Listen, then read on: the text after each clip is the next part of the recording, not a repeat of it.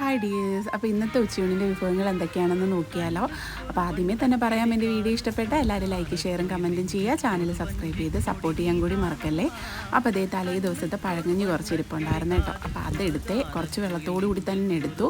പിന്നെ തലേ ദിവസം രാത്രി വെച്ച് ചൂരക്കറി ഉണ്ടായിരുന്നേ, അപ്പോൾ അതും കുറച്ചെടുത്തു.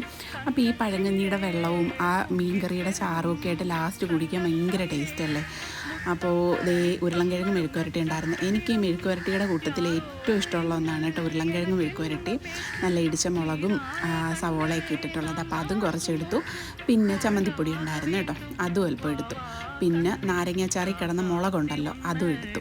പിന്നെ പച്ചച്ചീരയും ചുമന്ന ചീരയും തോരൻ വെച്ചതുണ്ടായിരുന്നു. എനിക്ക് ഏറ്റവും ഇഷ്ടം പച്ചച്ചീരയാണ്, അപ്പോൾ അതും കുറച്ചെടുത്തു. പിന്നെ അതേ ഒരു വലിയ ഗ്ലാസ് നിറയെ നല്ല ഇഞ്ചിയും ഉലുവയൊക്കെ ഇട്ടിട്ടുള്ള മോര് വെള്ളവും കൂടി എടുത്തു കേട്ടോ. അപ്പോൾ ഇന്നത്തെ വിഭവങ്ങൾ ഇതൊക്കെയായിരുന്നു കേട്ടോ. അപ്പോൾ നിങ്ങളുടെ വീട്ടിൽ എന്തൊക്കെയായിരുന്നു എന്നുള്ളതൊന്ന് കമൻറ്റ് ചെയ്യണേ.